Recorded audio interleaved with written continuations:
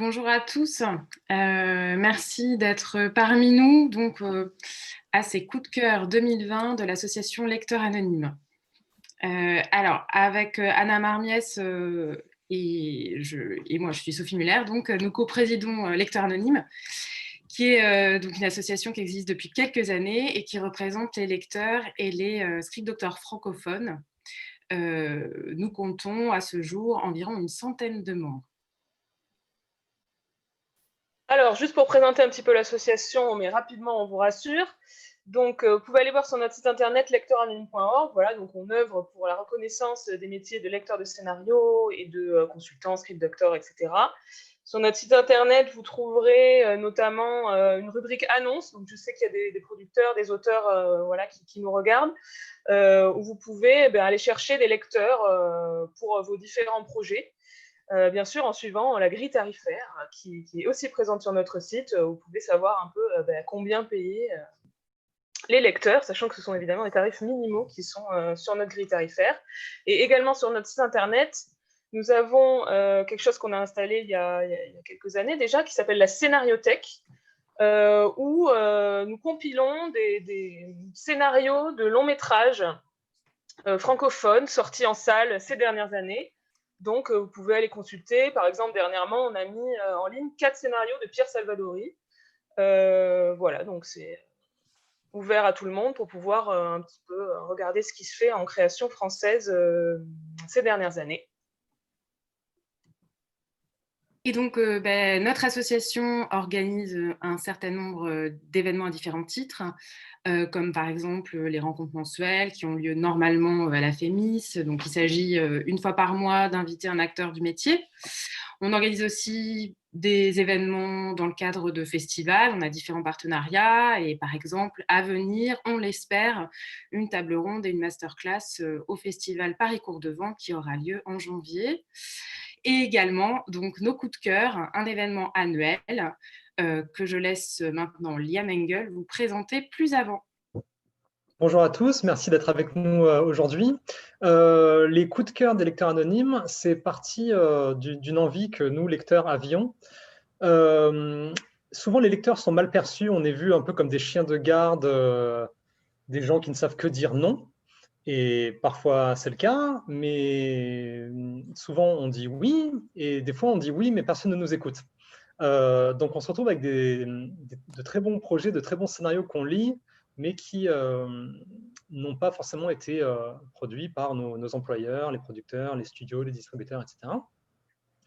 Donc, en s'inspirant de la fameuse blacklist américaine qui recense chaque année les meilleurs scénarios non encore produits, on s'est dit qu'on allait faire ça avec les lecteurs anonymes en France. Et du coup, on a compilé un peu on a réuni des propositions des membres de l'asso qui avaient lu des scénarios de qualité. On a réuni un petit comité, on a lu ces scénarios et on est arrivé à une liste de 4 lauréats pour cette année 2020. Chacun de ces projets est parrainé par un membre de l'association qui a eu la chance de le découvrir, de le lire avant tout le monde et qui va le partager avec nous aujourd'hui. Donc, on va commencer par le premier projet qui s'appelle Aninia de Kara Kasagi. C'est un projet présenté par notre partenaire Séquence 7 et qui va être défendu ici par Élise Thibault. Donc, Élise, je te laisse la parole.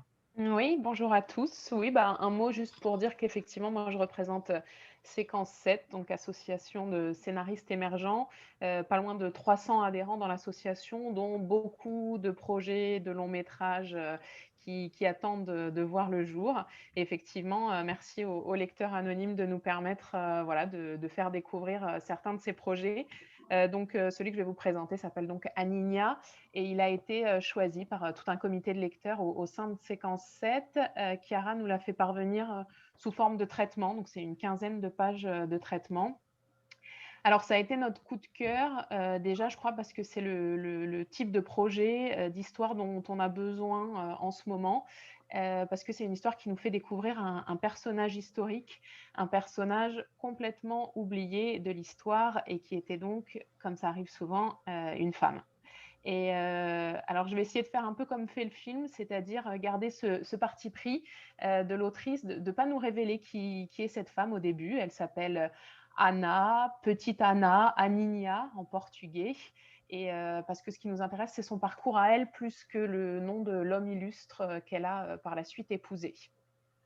Pour vous résumer l'histoire rapidement, ça commence en 1837 au Brésil.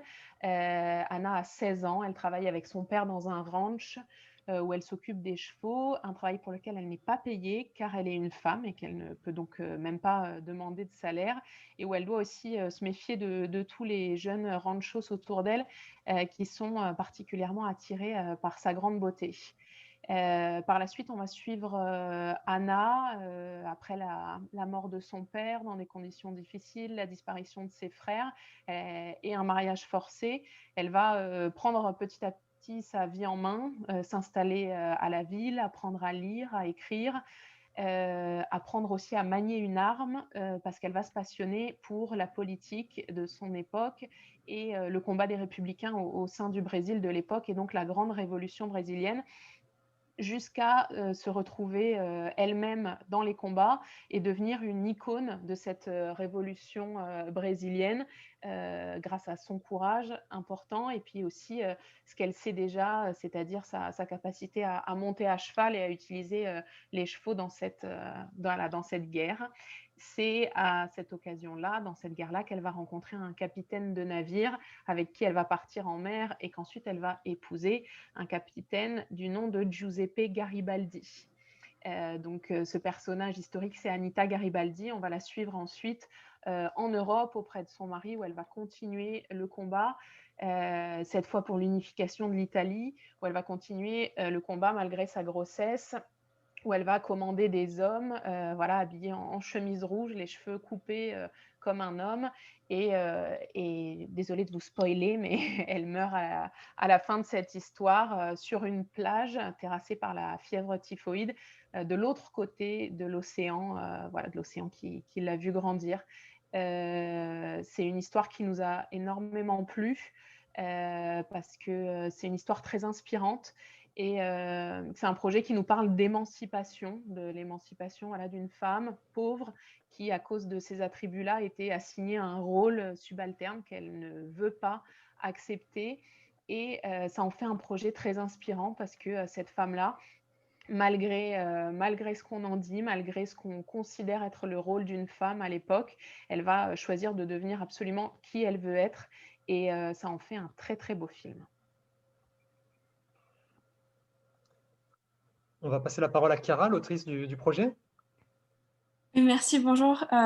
Merci d'avoir sélectionné le projet déjà. Et donc le projet est né d'une constatation qui est que personnellement j'ai toujours connu le nom d'Anita Garibaldi, mais comme beaucoup seulement comme un chapitre vague de l'histoire de son mari. Elle n'a jamais été protagoniste, il n'y a aucun film sur elle, il n'y a aucun véritable récit sur elle. Et en faisant des recherches, ce qui m'a frappée, c'est qu'on découvre que c'est quelqu'un qui a toujours cherché à dicter son destin, mais qui n'a jamais, vu qu'elle ne savait pas écrire, elle n'a jamais pu finalement, d'une certaine manière, tenir la plume de sa propre histoire. Et de manière posthume, elle a été complètement dépossédée de son histoire. Son histoire a été complètement écrite par d'autres personnes qui ne l'ont pas connue. Elle a été transformée en canon de beauté européenne très sexualisée qu'elle n'était pas du tout. Et une des personnes qui s'est le plus approprié son histoire et qui a, disons, marqué le mythe d'Anita Garibaldi, c'est Mussolini. Et donc cette espèce de tragédie posthume qui s'ajoute à la tragédie de sa vraie vie, c'est ce qui m'a donné envie d'écrire le film pour lui redonner sa place de protagoniste, lui redonner son nom aussi, vu que Anita Garibaldi, c'est un nom fictif, c'est un nom que lui a donné son mari. Elle ne s'est jamais appelée Anita. Et comme c'est une héroïne qui a marqué l'histoire non seulement de l'Europe, mais aussi des Amériques, je trouvais que son histoire avait un potentiel international, et quelle que soit notre génération, que ça pouvait nous inspirer à réfléchir aux multiples injustices qui peuvent finalement nous déposséder de notre propre histoire, y compris quand on est un personnage qui s'est autant battu, qui a autant contribué à la démocratie et à la libération de plus d'un pays, 3 pays. Voilà. Super, merci, merci Cara pour cette présentation. Bravo pour cette sélection, c'est super cool. Merci à toi, Élise, et à tous Séquence 7 d'avoir géré cette partie de la sélection. Avant de passer la parole au projet suivant, je précise que tous les pitchs seront mis en ligne sur le site de Lecteur Anonyme dans la foulée et dans notre newsletter, et que les 4 projets seront aussi lisibles sur la plateforme Paper to Film pour ceux qui y ont accès, amis producteurs, dès demain, a priori. On va passer au projet suivant qui s'appelle Prodige de Olivier Siechelski et qui est présenté par notre amie Sophie Muller. Oui, alors rebonjour. Je vais vous en dire quelques mots de ce projet d'Olivier qui ensuite prendra la parole. Prodige m'a tout de suite plu, d'abord pour sa voix singulière, sa poésie sombre, cette façon de mélanger parfaitement 2 genres très forts que sont le film noir et le fantastique. L'histoire nous présente un univers urbain très réaliste. Et pour moi, dans cette histoire, l'atmosphère et le mystère se confondent au merveilleux. Et puis Prodige, c'est d'abord avant tout un personnage principal féminin, donc voilà encore un, mais ça m'a plu beaucoup aussi, un personnage très intense, une fille attachante, étonnante, qui au cours de l'intrigue va révéler une ampleur vraiment insoupçonnée. À toi Olivier. Oui, c'est bien. Bonjour d'abord, merci et merci au lecteur anonyme, merci à ma marraine Sophie. Réussi à raconter sans vendre la mèche, c'est assez fort. C'est effectivement, l'héroïne s'appelle Nora, c'est une jeune femme qui vient d'entrer dans la police. Accessoirement, c'est aussi un pilier de la paroisse de Gennevilliers. Ce qui n'est pas du tout contradictoire pour elle, c'est-à-dire que c'est 2 formes d'engagement qui sont complètement cohérentes pour elle. Il s'agit de faire régner la justice, de défendre les plus faibles. Donc, elle c'est le genre de fille qui a l'impression d'avoir une mission sur Terre. Et elle patrouille avec 2 collègues. Le premier qui s'appelle William, qui a à peine 30 ans, qui arrive d'Orléans, de sa province, dans l'espoir d'avoir un peu plus d'action en région parisienne. Et l'autre s'appelle Foucard. Lui, il n'attend plus grand-chose à part la retraite. Il a 50 et quelques années. Et tous les 3 patrouillent essentiellement dans le secteur du port de Gennevilliers, qui est juste à côté de chez moi, que tout le monde ne connaît pas, alors que c'est le plus grand port fluvial de France. C'est par là qu'arrive à peu près tout ce qui transite à Paris de matières premières, biens de consommation qui arrivent de Chine via Le Havre, de ciment, pétrole, produits chimiques, tout ce que vous voulez. On a même trouvé 1 tonne de cocaïne il y a 2 ans dans un container. Les douanes ont aussi démantelé un trafic d'espèces rares il n'y a pas si longtemps. C'est ce qui m'a inspiré l'incident qui arrive à Nora un soir où elle va courir comme tous les soirs, toute seule du côté du port. À la suite d'un incident et d'une maladresse, elle tombe dans un des bassins du port et là, elle va perdre connaissance, elle perd un peu tous ses repères et elle voit nager vers elle un serpent, un grand serpent qui la mord. Elle perd connaissance. Et quand elle se réveille à l'hôpital, on lui dit que en fait, c'est une jeune femme inconnue qui l'a sortie de l'eau, qui lui a sauvé la vie avant de disparaître elle-même dans la nature. Et à partir de là, Nora n'aura qu'une idée en tête, c'est de retrouver cette jeune femme à qui elle doit la vie. Elle va mener sa propre enquête et cette enquête va lui faire découvrir un aspect du secteur de Gennevilliers qu'elle ne connaissait pas, on va dire le versant le plus sombre. C'est un univers où des jeunes femmes venues de l'étranger sont exploitées par des réseaux de proxénétisme avec la complicité de certains policiers corrompus, dont certains travaillent non loin de Nora. Donc, effectivement, comme disait Sophie, c'est un film noir et fantastique à la fois. Alors, film noir, c'est évident parce que l'univers est urbain, contemporain, assez sombre, au sens où il donne une vision de la société qui est assez sombre et critique. est fantastique parce que ce que je n'ai pas encore dit, c'est qu'à partir du moment, dans les semaines qui suivent en fait, cette morsure du serpent, Nora commence à se sentir différente et à être réellement différente, même de façon très concrète, c'est-à-dire qu'elle se met à manger beaucoup plus, à dormir beaucoup moins, elle sent moins la fatigue, ses sens sont exacerbés, elle a même une sorte de sixième sens qui semble l'avertir d'un danger quand un danger approche. Et c'est au point où, dans le secteur de Gennevilliers et petit à petit au-delà, il y a comme une sorte de légende urbaine qui commence à émerger, une histoire de femme serpent.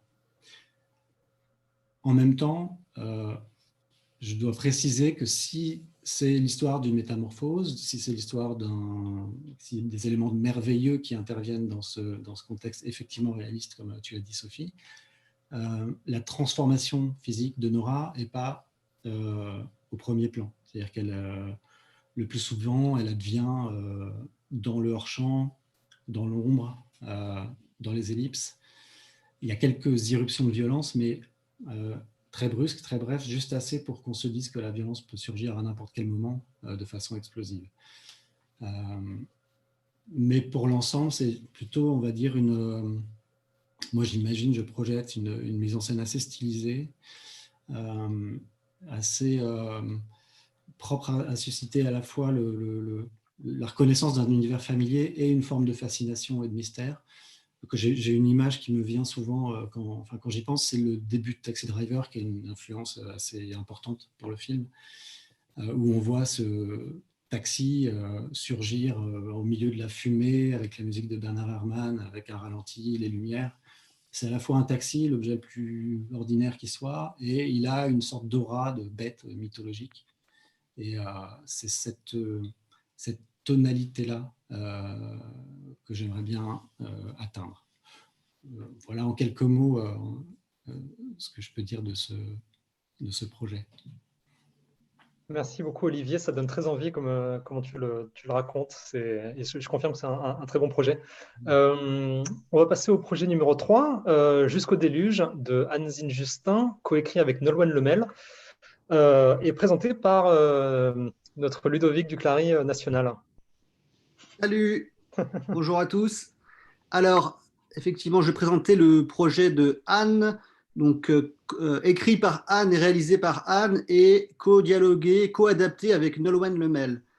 Alors, c'est un drame contemporain avec une petite pointe de thriller. C'est un peu dans l'esprit des films du type Erin Brockovich, le film de Soderbergh, ou Dark Waters, je ne sais pas si vous l'avez vu, il est sorti il n'y a pas très longtemps avec Mark Ruffalo. C'est vraiment dans cet esprit-là, mais avec un peu plus auteur quand même, avec une patte un peu personnelle. C'est un scénario assez court, qui fait 71 pages. C'est assez rare qu'on voit des scénarios aussi courts. C'est vraiment très rythmé, ça se lit très bien. Et ça laisse, je pense, un peu de marge pour développer, notamment si un producteur arrive sur le projet. Je pense qu'il y a de la place pour développer un peu. Je vous fais le pitch. Alors, je prends mes notes, parce que je triche un peu, j'ai des notes. Donc, c'est l'histoire de Salomé, 40 ans. C'est une radiologue qui vit un deuil, qui a perdu son ex dans un accident de moto et qui élève seule sa fille de 8 ans, Emma. C'est une femme qui est donc radiologue, c'est un travail pas facile parce qu'elle passe ses journées à dépister des cancers et ça commence à lui peser un peu. Elle a une mère qui l'aide parfois à s'occuper de sa fille, mais surtout qui lui met pas mal la pression pour qu'elle trouve un homme. Ce qu'elle ne sait pas, c'est qu'Emma ne cherche pas spécialement d'homme. Elle trompe sa solitude en allant parfois au hammam où elle rencontre des hommes et ça lui convient plutôt bien. Salomé a une petite frustration dans la vie, c'est son travail qui lui pèse donc, et elle ressent une envie de s'engager pour une cause. Notamment, elle s'intéresse pas mal à l'écologie, comme beaucoup de gens, mais elle n'arrive pas vraiment à sauter le pas de l'engagement. Jusqu'au jour où un patient à son travail, elle découvre qu'un patient à son travail a des poumons noirs, mais pas liés à la cigarette. Ça l'intrigue. Elle lui rend visite sur son exploitation, c'est un agriculteur, et elle découvre que sa femme est morte d'un cancer.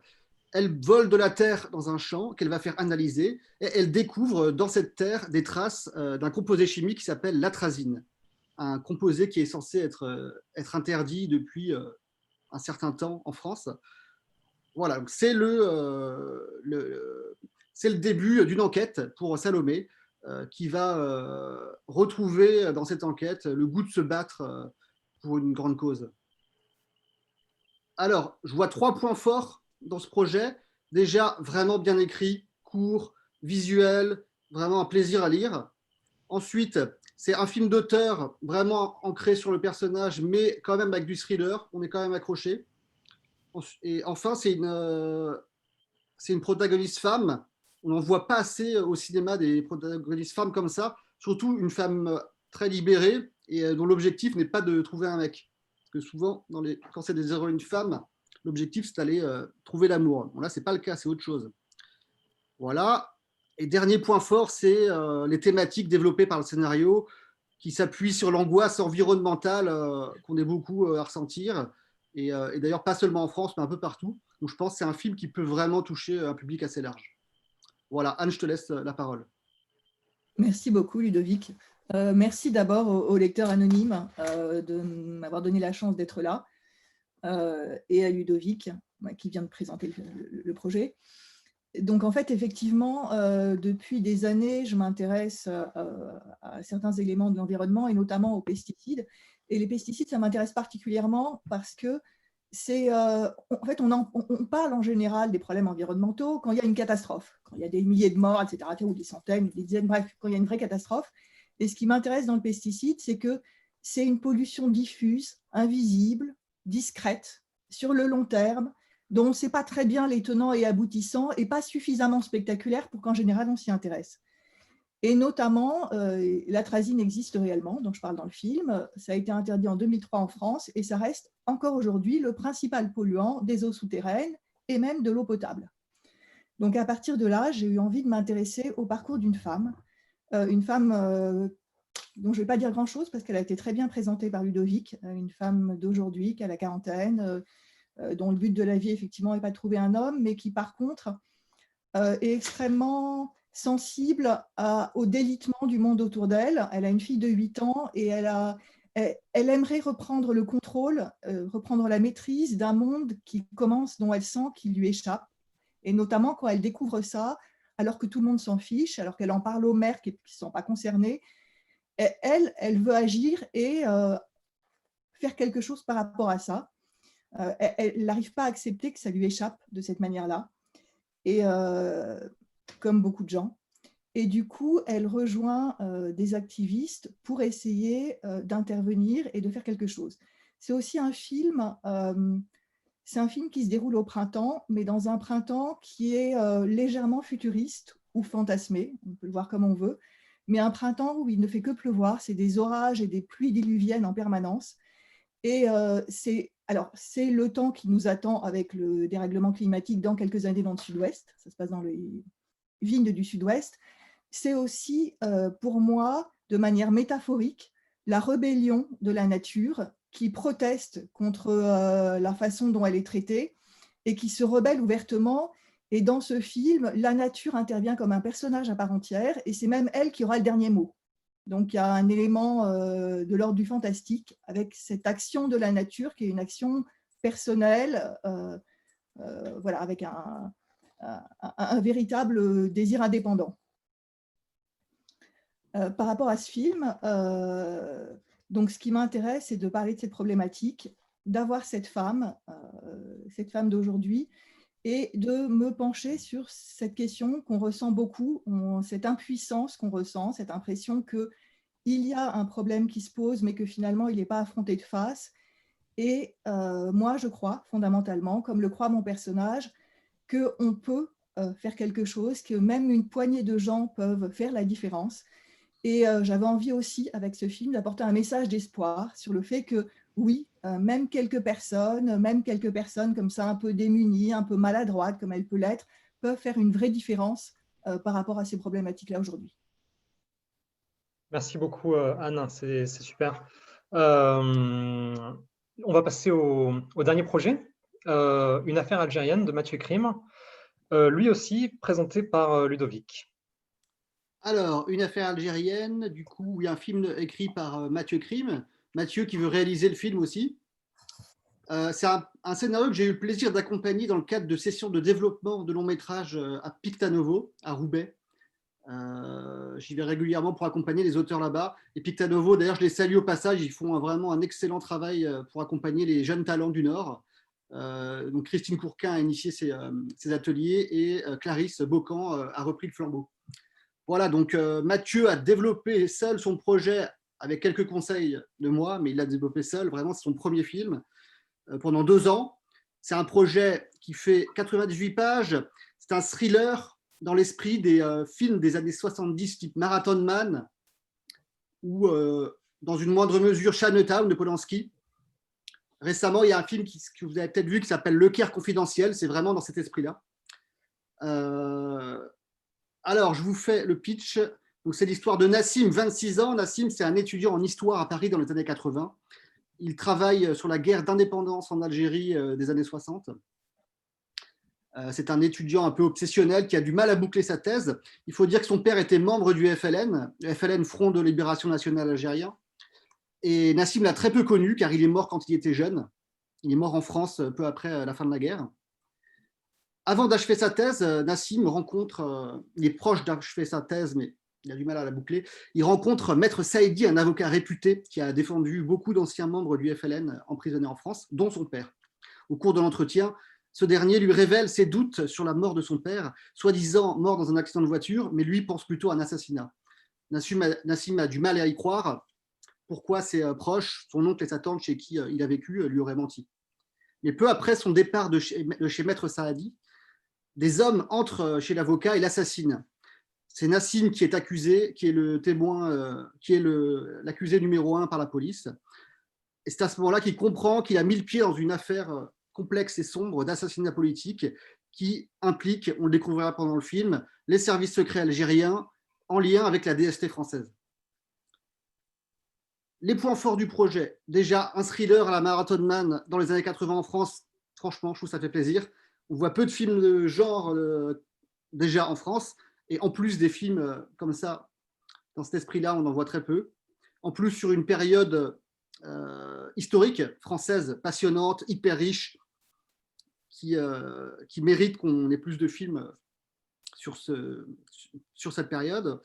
L'après-guerre d'Algérie, notamment toutes les répercussions qu'ont eu cette guerre sur les descendants des anciens combattants algériens, sur tout l'héritage que ça a laissé sur tous ces jeunes Algériens nés en France, pour la plupart. Donc voilà, il y a vraiment un contexte, une arène passionnante. Ensuite, au-delà du genre, on sent que c'est un film personnel. Mathieu a un rapport fort avec son père qui vivait, qui est né en Algérie, qui vivait pendant la colonisation en Algérie. Et d'autre part, Mathieu s'est inspiré de faits réels et a rencontré des personnages proches des personnages qu'il décrit dans son film. Voilà, donc je pense que le film a vraiment un potentiel. Après, il faut dire que c'est une V1, donc il y a quand même des petits défauts et un potentiel de développement. Mais voilà, il y a vraiment un potentiel. Mais je pense que là, Mathieu est arrivé à un stade où il faut un producteur qui va l'accompagner dans les réécritures à venir. Voilà, c'est pour dire que le projet, c'est pas clé en main à envoyer au CNC directement. Je pense qu'il faut que Mathieu trouve le bon producteur avec qui continuer le développement de son histoire. Voilà, Mathieu, si tu veux dire quelques mots. Merci Ludovic, bonjour à tous. Donc effectivement, le scénario que j'ai écrit, Une affaire algérienne, c'est un polar qui se passe dans les années 80 en France. Moi, comme tu le disais, je suis d'origine algérienne et l'histoire des rapports entre la France et l'Algérie, c'est un sujet qui m'a toujours passionné. En travaillant justement sur ce sujet, j'ai découvert l'histoire d'Ali Messili, un avocat d'origine algérienne qui avait été assassiné à Paris en 87. Déjà, on parlait d'un règlement de compte politique et ça a été un peu le déclencheur, le point de départ de l'écriture de ce film. Mais j'ai voulu l'aborder non pas en étant fidèle à l'événement, mais à travers le regard de Nassim, donc ce personnage de fiction, comme tu dis, Nassim qui a 25 ans, qui est étudiant, ce qui me permettait de traiter le récit sous l'angle de la filiation et de l'héritage. Voilà, donc ça c'est Nassim, c'est un personnage qui est partagé entre deux pays, deux cultures, hein, vous l'avez bien compris, et ce questionnement intime qui est aussi le mien, hein, que j'ai insufflé dans la fiction, c'est un questionnement qui va le porter pendant tout le film. En tout cas, si l'enquête qu'il mène, puisque c'est un polar, donc c'est la colonne vertébrale du film, c'est aussi et avant tout une quête d'identité, puisque les questions auxquelles va se confronter Nassim, c'est la première qui était réellement son père, quelle était son histoire, et du coup qui il est lui-même, et qu'est-ce que ça représente, tout ça pour lui. Bon voilà, j'ai choisi le polar évidemment parce que il s'agit d'une enquête, donc l'histoire s'y prête particulièrement, mais aussi parce que c'est un genre qui a pour objet de mettre en lumière souvent les dysfonctionnements de la société, en révélant par exemple des éléments oubliés ou dissimulés de notre mémoire collective. Et dans le cadre de mon film, la part d'ombre héritée de la colonisation et ensuite de la guerre d'indépendance, et pour ce qui est de l'après-indépendance, une certaine dérive autoritaire du régime algérien. C'est aussi de ça dont il est question. Voilà, donc c'est le pari que je fais, évoquer la grande histoire à travers la petite histoire, et notamment celle du destin individuel de mes personnages. Super. Alors, le polar, c'est un genre marqué par l'angoisse, la violence, la peur, et évidemment, mon personnage va être malmené, mais sans jamais renoncer, il va aller jusqu'au bout de son obsession, comme tu disais Ludo, et ce type ordinaire qui va s'opposer à la raison d'État, hein, à travers la sécurité militaire algérienne et la DST française, sa recherche de vérité, finalement, à tout prix, va le conduire à la tragédie. Voilà, donc effectivement, c'est un scénario que je porte depuis 2 ans, et aujourd'hui, j'aurais besoin d'un producteur pour aller plus loin et m'accompagner dans la réalisation du film, et peut-être dans une autre étape d'écriture. Voilà. Tu parlais des polars des années 70, des polars américains. J'ai aussi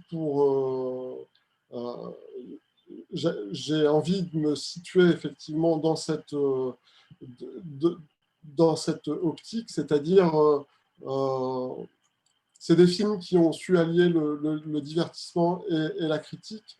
Et moi aussi, je veux raconter une histoire qui accroche les spectateurs avec des enjeux forts, voilà, le suspense, le rebondissement, mais aussi laisser une place à la réflexion et à tout ce questionnement. Super, merci beaucoup Mathieu. On te souhaite de trouver un producteur comme à nos 3 autres lauréats.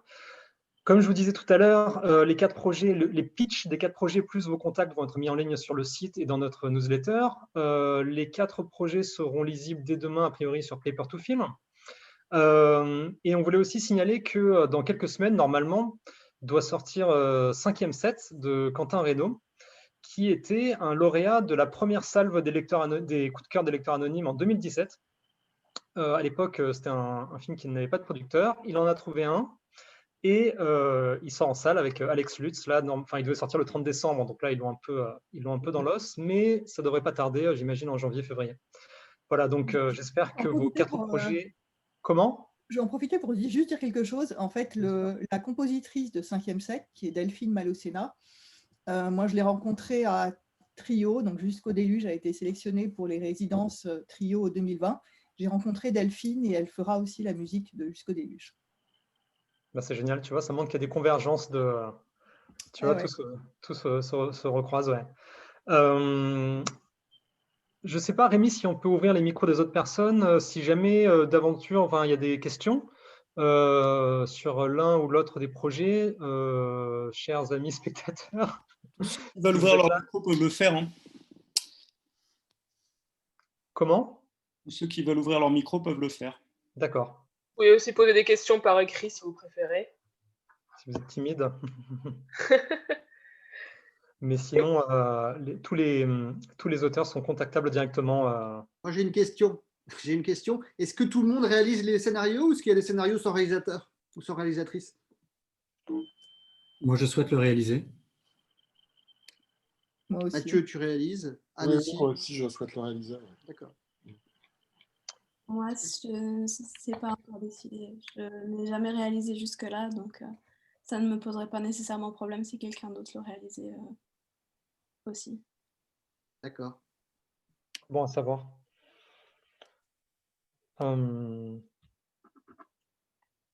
Et pour les news des anciens coups de cœur, on a aussi Nathalie Lenoir qu'on a récompensée, c'était il y a 2 ans, pour son projet Quelqu'un qui m'aimera toujours, qui d'ailleurs a fait un post très gentil hier pour remercier les lecteurs anonymes, puisque son projet a été donc, repéré par une prod et normalement il sera tourné en septembre 2021. Donc comme quoi les projets coup de cœur se font et vont finir par sortir. Ça, c'est absolument génial, en fait. Ça, c'est super cool. Ok. Est-ce que quelqu'un veut rajouter quelque chose ou non? Bon, ma chère présidente, si vous voulez dire un petit dernier mot. Non, mais merci. Hein. On a enfin réussi parce que normalement, évidemment, les coups de cœur, à l'origine, ils sont révélés lors de notre soirée d'été. Donc, à l'origine, il était prévu de les révéler en juin 2020.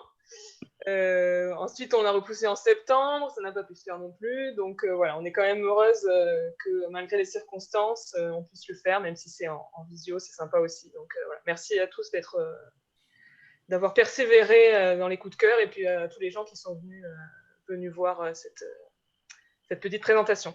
Oui, merci beaucoup. J'ai l'impression qu'on a quand même pas mal de participants et voilà, et je crois qu'il y aura une rediffusion possible donc, de l'événement.